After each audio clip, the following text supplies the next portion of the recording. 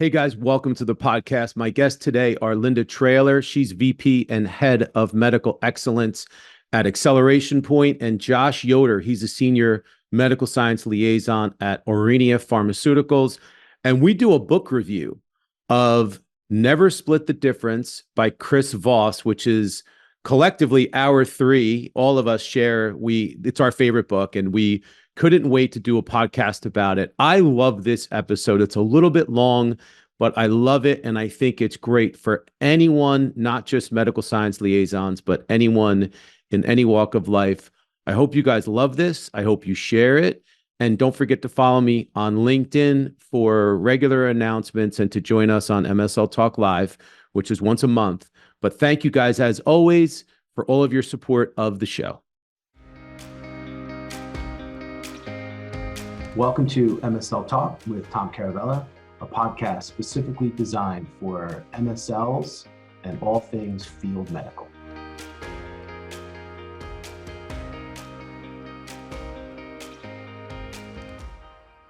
Okay, guys, welcome to this very special episode where I have two of my favorites. Not when I say favorites, I'm not talking about just favorite podcast guests, but two of my favorite people on the entire planet. So I have Linda Traylor and Josh Yoder with me. Guys, welcome back to the podcast. How are you both doing? So excited to be here.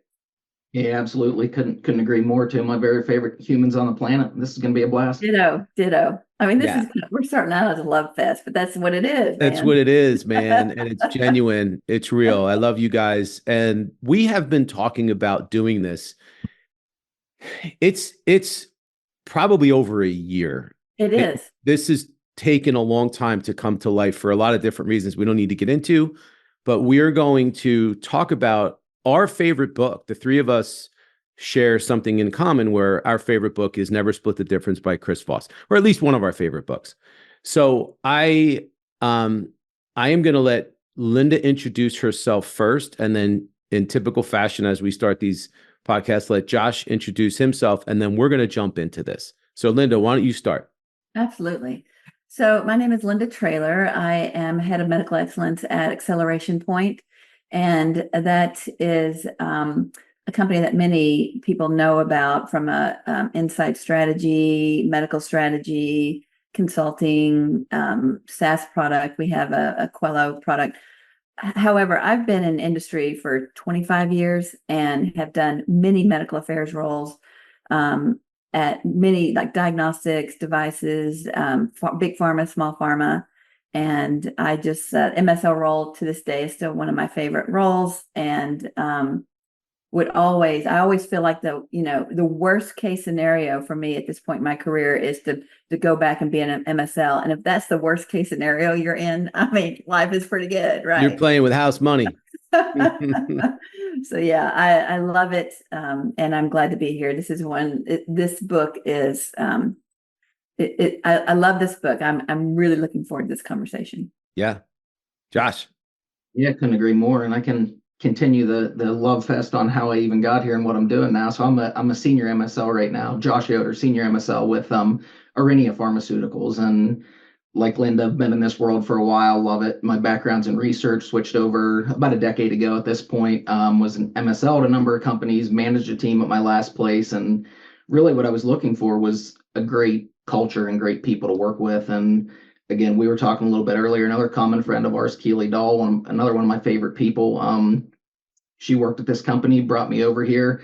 A connection of Linda's there is my direct supervisor now. So I think just working with great people is fun. It's why I wanted to be on here. It was actually, I think Linda's probably last podcast on here where you guys mentioned this book. And immediately after I listened to it, I texted both of you and was like, this is my favorite book. I love it. And immediately both of you are like, come on, let's do this book review together. So yeah, couldn't be more excited to be here. I think it's super applicable to what we do. And I think, like you said, Linda, if being an MSL is your kind of backup plan, I hear so many people say it's the best job ever. And I think regardless of if we move a little bit more on and an advanced role, whatever, you're still dealing with this world, but doing it directly is super fun. And I think this book's super applicable to what we do day to day.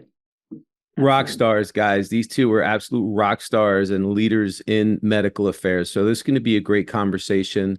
Let me start by saying that. So Chris Voss is a retired ex FBI negotiator.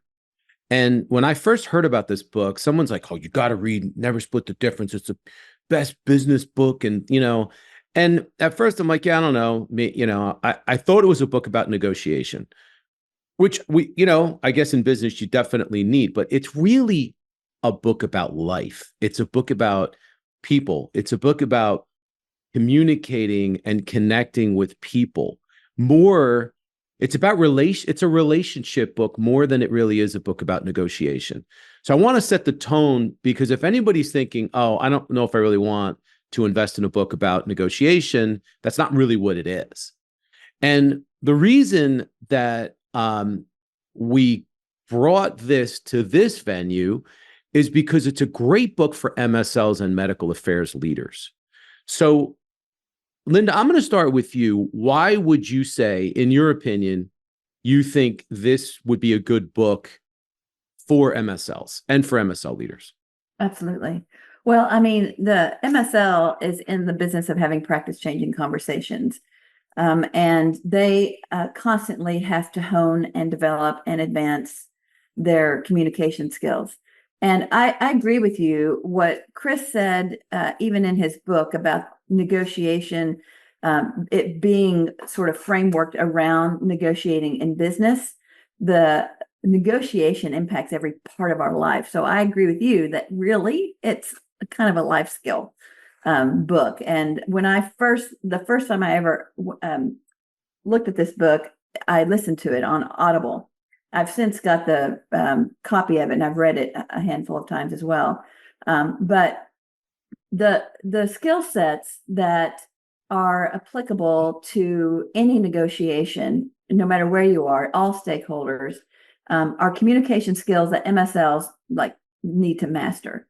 It's something that I've always been a continuous learner doing in my career, is learning how to communicate better, because I'm not naturally good at it. I'm seriously not a very good communicator. And sometimes I come off in certain ways, I don't intend to. So picking up skills that help me framework a conversation, have the most effective conversation, is something I've always been drawn to. And to me, by far, this book is one of the best I've ever read when it comes to, in one book, capturing a lot of the different tools and techniques that are easy to apply every day. Easy to apply. And I'm all about easy.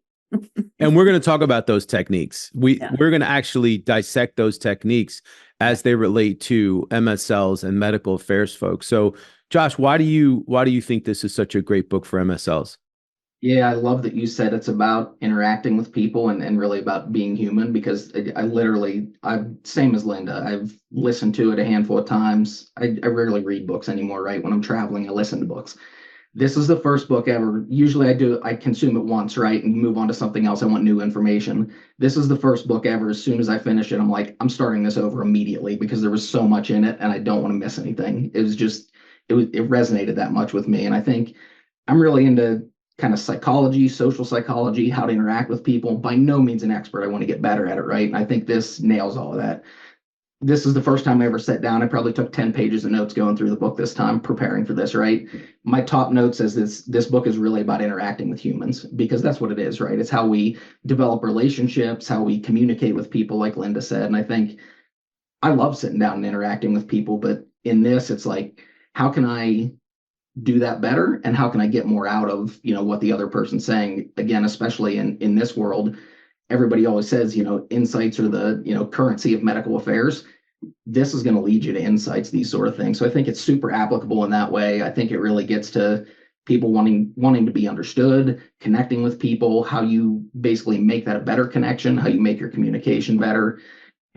I have a number of specific things, but I'll wait until we dig into the tactics on that. But I think that's the real thing, is that you're really trying to form a better relationship with people, right? This role, everybody's into the science and medicine, right? This is a relationship development and communication role. And I think this book is only going to help you develop those aspects of it. I can find a million people, you know, when I put a team together, they can go out and talk science and medicine, but can you develop that relationship? Can you effectively communicate? Can you get information back? Those are the things that are harder to develop, I think. And this is, again, maybe a little bit of a cheat code and a step-by-step guide in some ways of how to do that well. Yeah, no doubt. So guys, I'm gonna chime in here, and I'm gonna give you guys a direct quote from Chris Voss in the book, because this I really think is it kind of sums up why I think this book and why we collectively think this book is so great for MSLs. And he says, make your sole focus on the other person and what they have to say. The goal is to identify what your counterparts actually need and make them safe enough to talk about what they want. It begins with listening, making it about the other person, validating their emotions, and creating enough trust to have a real conversation.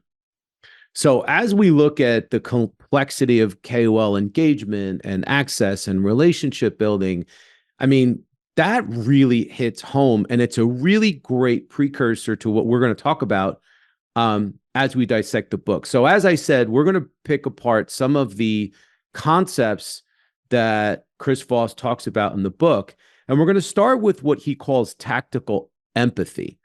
And tactical empathy is, as he says, when you become aware of the other person's perspective and emotions. So basically, the goal of tactical empathy is human connection. He says that it's important to let others' needs and emotions guide your interactions. So Linda, I want you to talk about how you think tactical empathy is so important for the MSL community.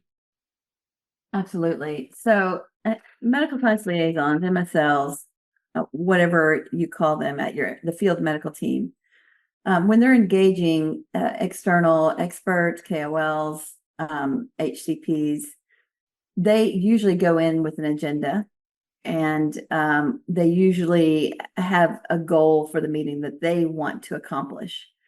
And I have traveled with so many MSLs and been an MSL for so many years. I know how easy it is to focus on what you need to convey. But then we also talk about the flip side of that being we have to develop these relationships. So we've got a job to communicate information, educate, but yet we also have to develop these KOL relationships.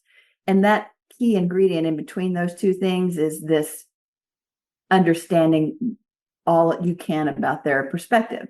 And, you know, a lot of people use like trying to get to know them on a personal level, and that's okay. It's good. I think it's always good. It's not my go-to because I'm an introvert and I'm not one to really make small talk around, you know, people's interest in sports or their kids' pictures and things like that. But if that's your thing, man, you got to use what your thing is. But these skills, this tactical empathy, means truly understanding. Like if you're in the middle of having some sort of safety and efficacy conversation with an HCP and you're missing the fact that they are antsy, on edge, looking at the door, they're not paying attention, they're not hearing, then that is complete wasted time. So, I mean, zero, there's no value there. That in that conversation, you're walking away having failed that meeting. And if you don't like understand that, I think that's part of the tactical empathy, in my opinion, is you can't just go in with a message. You've got to understand they're ready to receive that message. And that means getting in their head and understanding. To me, that's what tactical empathy is walking away with knowing exactly their perspective, hearing them, making sure they felt heard. And that is all done by active listening. Brilliant. A lot of different skills. Active listening, one of the key ingredients. Yeah, and he talks a lot about active listening in the book as well, in the same section as because active listening is a part of tactical empathy. So before we get to that, Josh, thoughts on tactical empathy? Yeah, no, I love that idea, and I think it's something not all these concepts are going to be completely foreign, right? I think this book takes them to another level. We all hear about active listening, right? Everybody knows that's important as an MSL, but this kind of takes it to the other level. Why do you do it and how do you do it, right? I think that's the one real good thing about this book is it really digs into the concepts I think everybody would agree with, right? On face value, they make a lot of sense.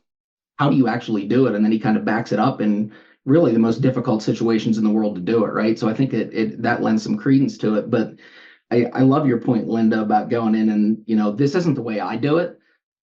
It's not the way I prefer to interact with people. I'm an introvert, right? I'm not, you are. But it's really about what are they? Don't assume they're like you, right? Every person's different. You want to understand what they're about. And it might be different every day. Like you said, they're distracted today, right? So what are we getting into here? One of my favorite things to do is walk into a meeting and be like, how's it going today? What's going on for you? How can I help you? We're there to provide value, right? That's going to build a relationship and get you back in the door is by providing value. So if there's no value to them in hearing your message today because they're distracted, some days you walk in and you're a therapist for a little bit, right? And hear them out and hear what their problems are. And really getting behind it, I think, is the real thing. What's the emotion behind that? It's the same thing. I could ask them a direct question where I want feedback and I'm trying to bring an insight back. The answer itself's not that important. What's the reason behind the answer? And I think this is the same thing as far as what are the feelings behind that? What are your emotions behind that?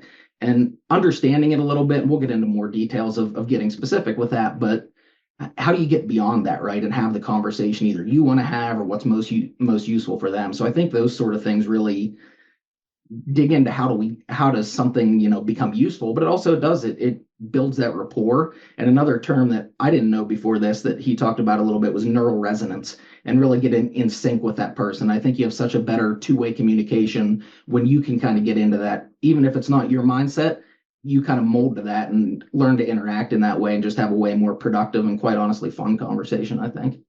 Oh, brilliant. Yeah, totally. And I'm glad you brought up that word resonance because in the book, and guys, obviously the idea here is we're recommending that you read the book or listen to it. I listened to it too. I think we all three of us wound up listening to it. I did the same thing that Josh did. I actually wound up listening to it a couple of times because it was so good. But you hear these concepts and they're explained and detailed, and then you get tips on how to implement them. But before we get into some more of the concepts, I want to come back to the active listening piece because I kind of feel like it's discussed so often with MSLs, MSL training, but I kind of almost feel like it's missed at the same time in that I think MSLs fall into the trap of I have, as you said, Linda, I have goals and strategic objectives, and people they can't resist the urge to just jump right in. So can you talk about how important the active listening piece is? Because without the active listening, you can't even get to the empathy part because you're not even learning anything. So any advice as it relates to this? Yeah. By definition, you can't get to the empathy part if you don't know anything about the person in front of. I love what Josh said about the book being a how-to book versus just stating like we go to so many sessions at conferences and listen to so many things, and everybody's talking generically about what, active listening is important. Well, yeah, no, stuff. Yeah. You could say it. No shit. You could say it. All right. No shit. Right. Yeah. So it's, the how-to aspect is what I think is one of the most beautiful parts of this. And even though his examples are his own experience in FBI negotiation, it makes it interesting. That's kind of the fun part of the book is listening to it. But it's so easy to translate to any other part. And he uses business experience, examples of his clients as well. And I think that translation is critical in the how-to aspect of it. So active listening to me is it is a critical component of tactile empathy, but just think through how many times you've had a conversation and you're spending time trying what you're going to say next, right? The reason why it's called active, it requires energy to shut down your brain and listen. And so if you're not expending energy hearing what they're saying, then you're probably not doing active listening. You should probably walk out of a meeting with having like, wow, that was a workout. I mean, Yeah. it is, because, the brain expends, and we all know this, like, consumes so much glucose when it's working, and it should be working in your meeting. So you should feel exhausted when you leave, because active listening is harder than presentation skills. It's harder than telling your story. And I also love the other comment you made, Josh, about the insights coming from the underlying reasons. At Acceleration Point, we call this separating the what from the why. But it's the why is where the insights lie. The what is like, that's just the first layer of the conversation, and understanding how they might use the product in clinical practice, or the patients that are walking through their door, what they look like compared to the patient profile from your label. And really getting into the nitty gritty of why they feel the way they feel. So the baseline is what do they feel? How do they perceive it? And then why is the key piece. Yep. And tactical empathy tool set, the skills around that, the active listening being the primary, is how you get there. And again, requires energy.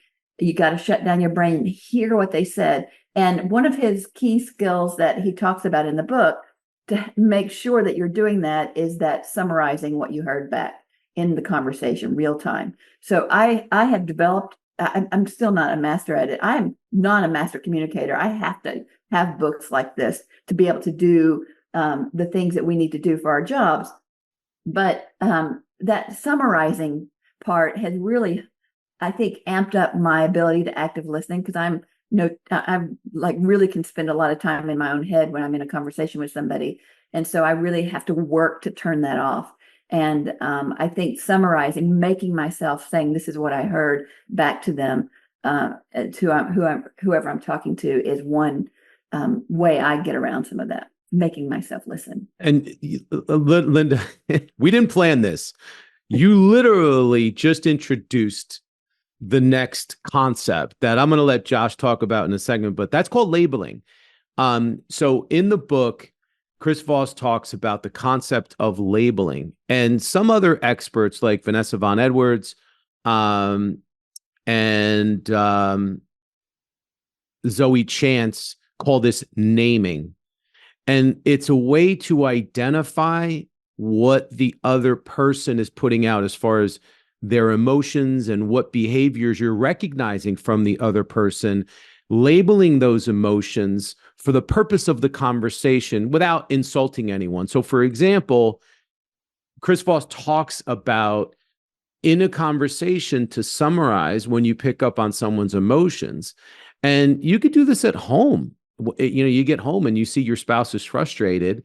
He says, say things like, it seems like you're really frustrated. It sounds like you're frustrated. It sounds like you're very interested in this. Should I elaborate? Like, it's identifying, naming, labeling, and kind of asking permission in the conversation. That's what he refers to as labeling. But one of the key factors is to pick up on the emotions and the perspective of the other person before you go into labeling. Josh, any thoughts on that? No, I think it's a great point, and it does. I think these things build on one another, so I think it is a natural transition here. It's exactly what you said, right? It's recognizing that emotion and verbalizing it back to them, right? To show that you're active listening, that you understand how they're feeling. You're building that rapport with them, right? And I think a really important part is what you just said. Frame it like, it looks like this, it seems like this, it sounds like. You're not using I think you're doing this, whatever. It's very much, be very objective. Don't make it personal. It's getting personal. You're labeling an emotion, but it's not about you, right? It's about the other person. It's about being kind of objective about the situation. I think his whole overall take on this book is that conflict, negotiation, any of these sort of things, it's not, the enemy isn't the other person. The enemy's the issue itself, right? It's the situation you're in. The other person's your partner. So you're not trying to like make anything confrontational here, right? You're trying to label things, clarify it in both your minds. I think another interesting thing there you said, Linda, with that idea of getting behind things, of why things are a certain way, right? Whether it's the emotion or whatever their decision making is that gives you a piece of feedback and an answer, you want to be the why behind it, right? We get in these repetitive conversations as an MSL in some ways that I go talk to 10 doctors this week and they all say essentially the same thing on the surface. They might be saying it for 10 different reasons though, right? And that's where the value is what's behind that reason. And I think this sort of labeling can get behind that, right? Whether it's again, decision making or whether it's an emotion behind something, I think that's an important thing. And another thing, when we've been talking about the how-to part, he specifically says in the book, labeling is a tactic. It's not a strategy. Labeling it's not trying to, that's how you're going to, negotiate something or that's how you're going to figure something out. It's this very specific tactic that leads to things like the tactical empathy and other aspects that we're trying to get to here. Another thing that I think is simplifies this in a little bit of way that goes back maybe more to the empathy. The VP I worked for at my last company, one of his favorite things to say was, people don't care how much you know until they know how much you care. And I think the empathy gets to that. If you can label it and you show that you've listened, that you understand where they're coming from and how they feel, that goes a long way to show them that you actually care and they're willing to have this conversation and listen to what you have to say. I agree. I think that sometimes people, they want to be heard and they want to be seen. And when they feel like they're being recognized by another and that that person cares about them and their emotions, it changes the dynamic of the conversation. That's what tactical empathy is really all about. And just to kind of transition into the next concept, there's a lot of ways that he expresses and describes going about doing that. And one of them is what's called mirroring. Now, let me take a step back when I talk about mirroring as far as the concept that he relays in the book. Because a lot of times people hear, oh, you mean like mirror and match? Isn't that some kind of cheesy sales tactic that they used to use in the 80s? It is. It's a cheesy sales tactic that they used to use in the 80s. This isn't that. This isn't, okay, your, KOL sits back in their chair, you sit back in your chair. We're not asking you to mimic the KOL or the other person. What Chris Voss talks about in the book as far as mirroring is that, yes, it's the art of imitation, but it's more in what he calls insinuating similarity. It's getting on the same page. It's recognizing the other person's behaviors, the other person's emotions, the other person's perspective, and mirroring, not to match and necessarily imitate, but to get on the same page and to insinuate similarity. That's the whole key. So, Linda, do you want to talk about that a little bit? Yeah, absolutely. The mirroring concept is, as you say, it's been around forever, like the words. What I love about the way he describes it is to me, mirroring accomplishes a lot of things when you use a tactic like this. First, from just a nonverbal standpoint, the mirroring, you don't ever be weird. When you get to the point of being weird, like somebody moves, you follow that's weird, and that all of a sudden makes everything distracting, right? But the mirroring is like, you want to mirror body language to the level that you eliminate any type of distraction. If you are laying back doing this normal stuff and they're leaning forward trying to engage, that's an asynchronous scenario by which it causes subconscious distraction of what you're trying to talk about. That's what he's meaning, and that's what the concept should be, is that you're mirroring to the point where you're eliminating distraction from a nonverbal standpoint. From a verbal standpoint, in my opinion, the mirroring is very well, it's not just my opinion, it's exactly aligned to what you're saying. You're trying to get to the point, try to understand them, but it also helps with the questioning. So his use of mirroring in a lot of his examples is simplifying the Q&A process. Like if they say something, you can just repeat back one or two of the words that they just said to get more clarity around it, right? So mirroring some of their language to say, if they said, I have a patient that doesn't seem to be doing well on your drug. And you just said, doing well, and it's a simple question. All you have to do is mirror some of their language to ask the question to expand. And that gets to where Josh was talking about earlier, is the why, that underlying reason. That's what we want to know. That's really the intel, the insights that are our source of competency in what we do. That's how we get to them. Yeah. Josh. This is a great tactic for that. Oh my God. Well, I'm going to get back to this in a second. What you just said is actually my favorite part of the whole book, is the repeating back the last 3 or 4 words in the form of a sentence. But I want Josh to jump in, because I know he loves this tactic. Yeah, and it's one of these things that's so simple and you see it work multiple times in the book, but I feel like I need to work on incorporating it in all parts of my life. Kids, spouse, meetings, whatever. I think it really is that, like Linda said, it's that digging in without, you're not being aggressive about it. I think it does 2 things at once, right? One, it shows that you're listening and it builds that rapport more, but it digs deeper, right? Like you said, doing well, what does that mean? I have safety concerns. Safety concerns, it doesn't mean that they're looking at the same safety as efficacy of a trial, right? It's what's important to them. And you're asking that in a completely non-confrontational way, right? And it gives them the floor to keep talking.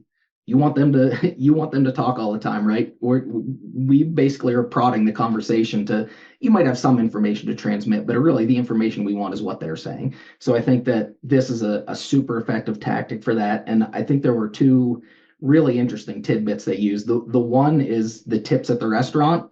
They actually tested to see what works better to get better tips, right? Does mirroring work, or does positive reinforcement work? Oh, that's a great order. You guys are awesome, whatever the positive reinforcement was. I think it was something like they got 70% higher tips by using mirroring than they did versus positive reinforcement with their customers, which just was like mind blowing, right? Mirroring was just repeating back what you ordered. That's it.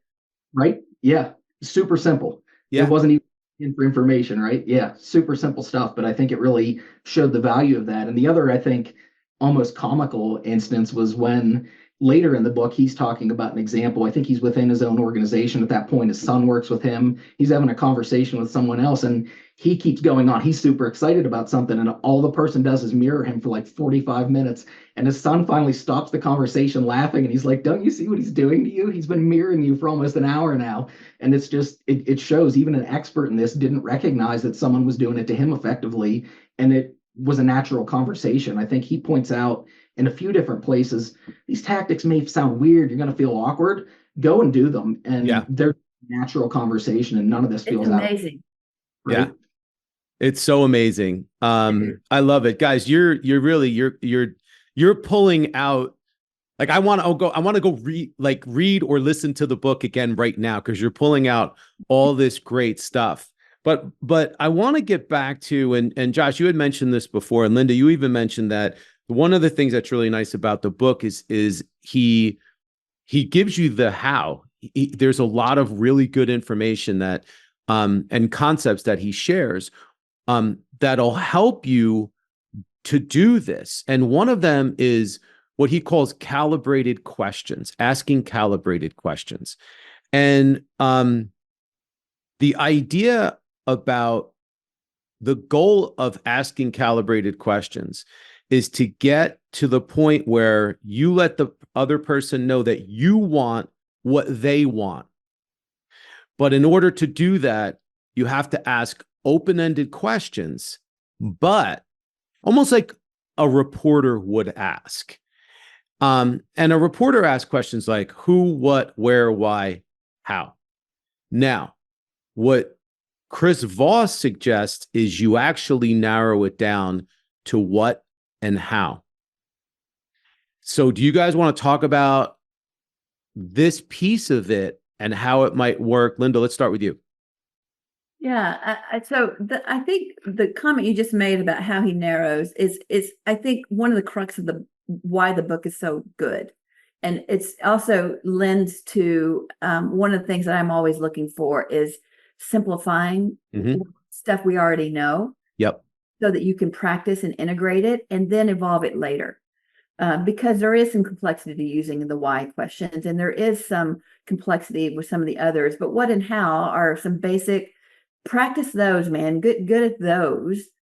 And I also like Tell Me More in the MSL world. But it's it's the concept. It's the same concept of how do you go about this, or what does this look like when it comes to especially patients? Like whenever they start talking about patients, man, they just open the door for, well, what does that look like? Man, that had to hurt. I mean, I don't know how many times I've said, how did you get through that? I mean, and I'm like, I wouldn't call it like a raging skill set, but one of my skills that I've honed over the years is using humor to make awkward and challenging conversations a little bit more palatable, so that people go a little bit deeper. But doing it in context of how and what questions. Use your own skill, how you communicate, hone that, because everybody has natural abilities, and that's what you've got to understand about yourself to incorporate them into this basic skill set of calibrated questions. Eliminate the yes no. That's a hard thing to do, and it took me some time to make sure I wasn't asking the yes no questions, because it ends, right. You ask a yes no question, the conversation dies. It's like hitting a brick wall. It feels like hitting a brick wall in a conversation. So you want to really develop and keep it simple. Start small. What, how, just repetitive action gets, and all of a sudden it becomes part of normal conversation, and you don't have to think about it as much anymore. How about you, Josh? How do you use calibrated questions? Anything to add? Yeah, no, I think this is another example of where he took a concept we're all familiar with and took it to another level, right? They're open-ended questions. That's the basis, right? That it isn't the yes, no, and it stops at that. But it gets to more of that of it. He uses it in a way to guide discussions. He talks a little bit in negotiations too about not wanting a yes, right? We want to hear that no answer. Yeah. And he uses even as a way to say no himself without saying no, right? How am I supposed to do that? Which, I don't know if you use it at that directly as much as an MSL, but certainly in a negotiation you can. Well, how can I do that when I have this, when I have this limitation? Or it can come after the summary, like Linda said, okay, we have this, and this is what I'm hearing. Well, how do I move forward from there? I think those sort of things, they're a little bit a gentle way of doing it, of disagreeing without being disagreeable kind of thing. And a little bit you can, without directly persuading someone, you can let them get there on their own. He talks a little bit about that too, of letting the other person be in control. And you can ask questions that take someone down a path without really trying to convince them of anything, right? Oh, well, how do you do that? And I get his point on why can be a dangerous one, because it can feel like you're threatening someone, like you're attacking them, right? But I think it gets to something else we're going to talk about, the tone of voice, right? All the nonverbal stuff. If you're going to say, well, why do you do that versus, oh, why do you guys do it that way? That's a completely different question, right? And I think let them be the expert. They are the expert. We're having we're establishing ourselves as a peer. You get read up on this stuff, but what do I have versus a person that's dedicated their life to this and that's been practicing this since, for 40 years and been the world's expert, and they're writing the guidelines that I'm talking about, right? Why do you guys do that? Help me understand. I think those sort of questions can really go a long way of, kind of letting them show you their thought process, but also, again, giving them that credibility, letting them be the expert, those sort of things, not attacking anything. And oftentimes, again, they are the expert. Maybe they are in control, but even if you're trying to navigate a narrative, give the illusion of control to people, he talks about as well. So I think these questions can really be a way to kind of direct something, ask questions, even say no without doing it so directly and so aggressively. You queued it up, man. You got me right to my next topic, which is the nonverbal communication. So he talks in the book a lot about the importance of nonverbal communication. And he actually presents research by Albert Mehrabian, who's like the godfather of communication, specifically what Mehrabian calls the 7-38-55 rule. And what that means is 93% in his research he found. Now, this was later disputed, but we're going to go off of this research. And this is what Chris Voss talks about in the book, is that 93% of communication is nonverbal, which means only 7% of communication is the spoken word.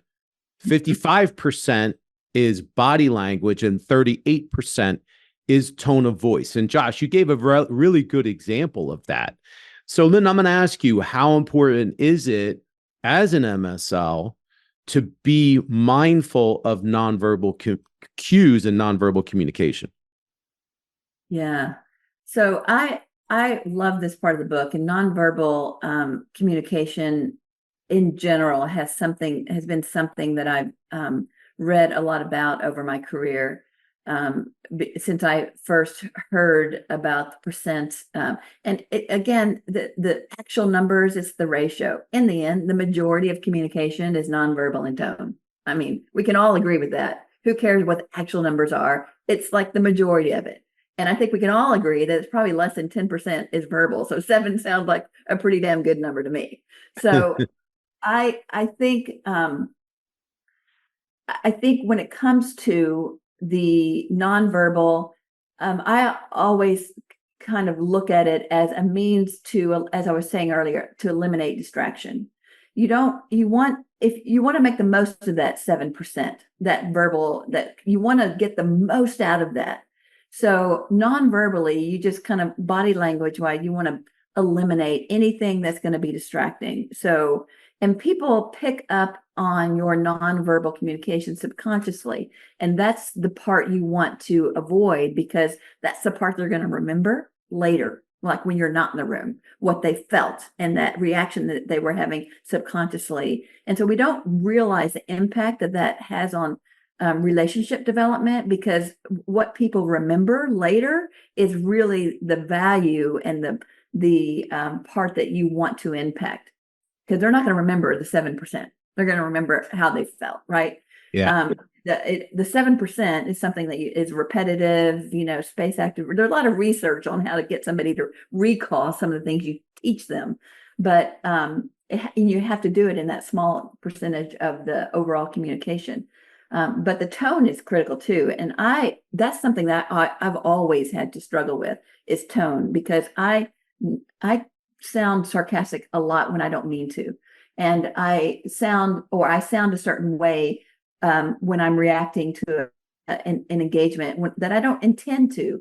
And I have found that when I make a mistake, when it comes to tone, just acknowledging it real time, like, wait a second, that didn't come out the way I meant it to come out, and like correcting myself, I find that has as much of an impact on them remembering the fact that, I'm trying to get a message across, and I'm not below or above calling myself out when I don't communicate in the way that it was coming out in my head, because a lot of times how it comes out in your head is you have to practice saying it out loud, right? So to me, this nonverbal and tone concept that he speaks about it really does get to maximizing that small percent where words are actually happening. Yeah.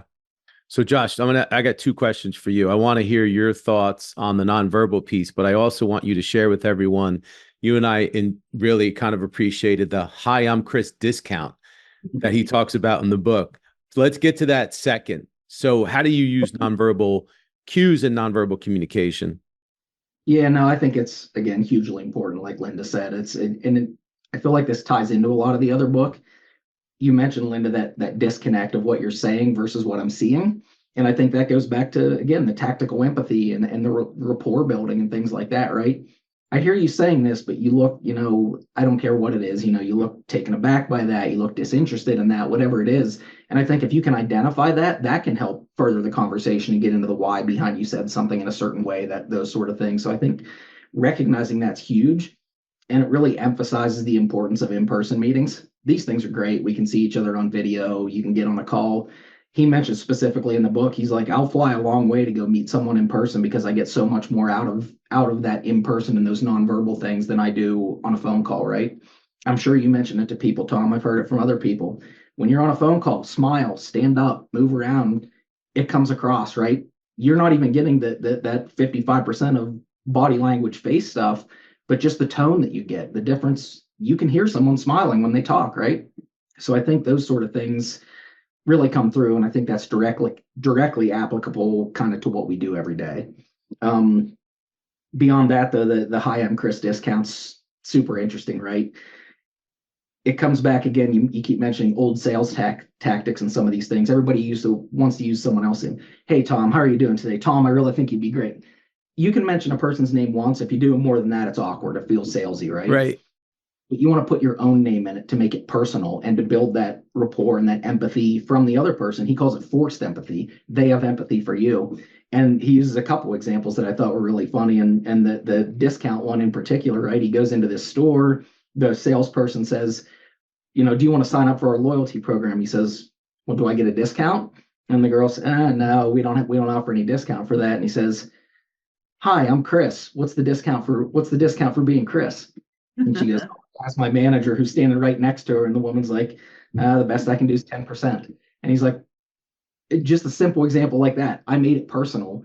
And this person's willing to give me a discount. They don't know who I am. I'm a person may never come back, doesn't want to interact with them, doesn't want to sign up for their program, gets a discount just by making it personal. And very simple example, but another one interesting. He's hanging out with a bunch of his FBI buddies. They're at this bar in the middle of nowhere. He goes up to sit down at the one empty seat, and the guy next to him's like, don't even think about it. And he looks at him and he's like, okay. He goes, hi, I'm Chris. Just introduces himself, makes it personal, starts talking to him. Turns out this guy is a Vietnam vet. There's all these FBI guys. And he's just, in a bad spot in life. Everybody else is having a good time in the bar and he's mad at the world. He made it personal, opened up a conversation and sits down and has, a good night talking with this guy and his group of friends. So just that little bit of forced empathy, personal connection, changed situations for him, literally just by mentioning his own name. I love it. I love the whole book, but there's just little tidbits like that it's one of those things. It's like you're reading the book or you're listening to the book and you're kind of smiling because you're like, it's like that light bulb's going off, right? I think you mentioned, Linda, just about how people learn and how you teach people. I think just the way this book is written is a great example of that, right? He gives you that concept, and a lot of books stop at that and try to convince you of that with all this research and everything. And that leads to another point I was just thinking of. But I think it's written in here's the idea, here's the theory, here's how you do it tactically, and then here's like a super wild, interesting example of how it actually worked in various different settings. And I think that's a great way, at least for me, to see, yeah, it makes sense why you do it. Now I know how to do it. And look, you showed me that this actually works in a setting where you might not think it would ever do anything, right? And I think that idea of the research too, you mentioned before, right? Maybe someone's disproved this research a little bit. He talks early on about negotiating with people at Harvard Business School, right? They have the top academic minds on how to negotiate. And he's like, we're just a bunch of like schlubs down here at the FBI trying stuff out in the real world. It beats that academic stuff all the time, right? So I think having a theory is a great thing. And I think it does adjust what you attempt in the real world. But he's showing like these are things we tried out in the real world in the most difficult situations you can have, and they work. So I think I like that aspect that they're willing to incorporate the research and the ideas, but at the same time, this stuff is real world tested and it's what works essentially. So good. So good. Guys, we could keep going. Like there's still more to talk about. But I think we'll leave it at that. I feel like you're probably all thinking, I can't wait to go get this book. I can't wait to read this book. I would advise that if you do have Audible, consider listening to it because Chris Voss narrates it. So you're listening to the guy tell the stories and explain the concepts, which is one of the reasons I think I liked it so much. It's almost like I'm a big, like when I go on Netflix, I want to see the truth. I love the true stories. You want to see the true stories in the documentaries. This is like really real stuff. And I could tell you, these are two experts that are telling you how great it is and how much it works.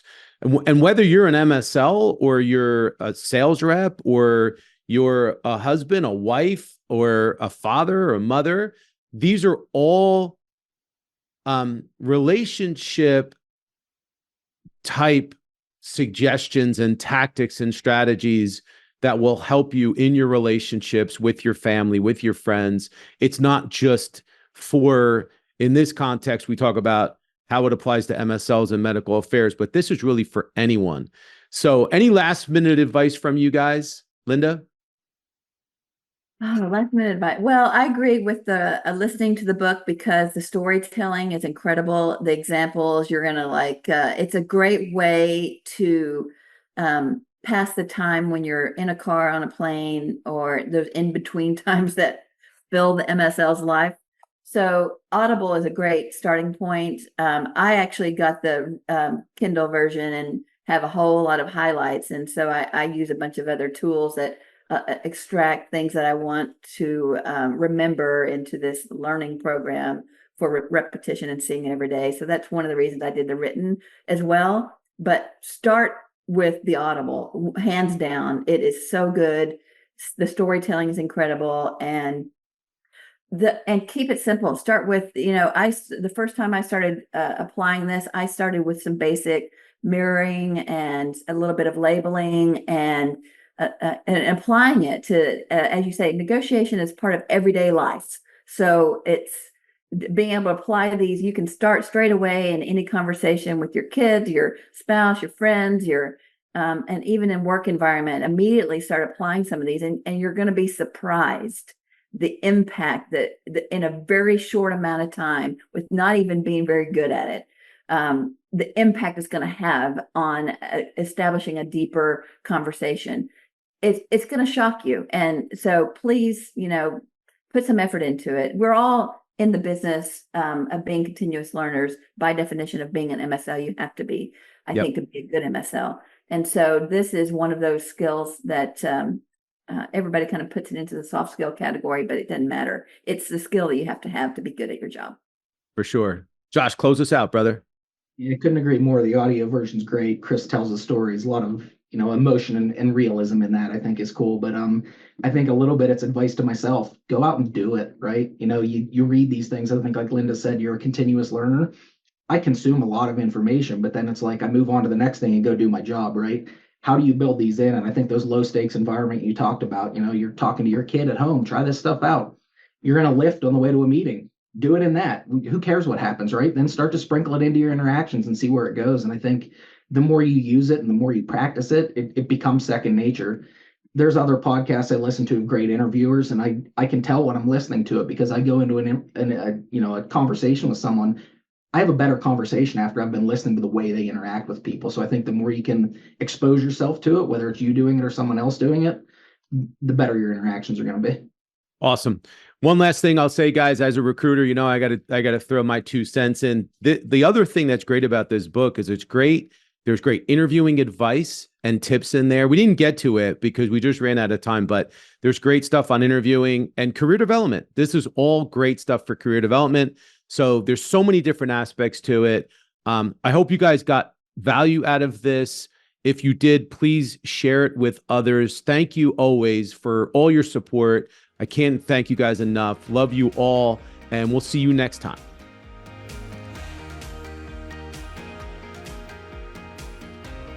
Thank you so much for listening to the show. And if you enjoyed it, please subscribe so that you don't miss an episode in the future. And feel free to leave a rating or a review or a comment. Thanks again, and we look forward to seeing you soon.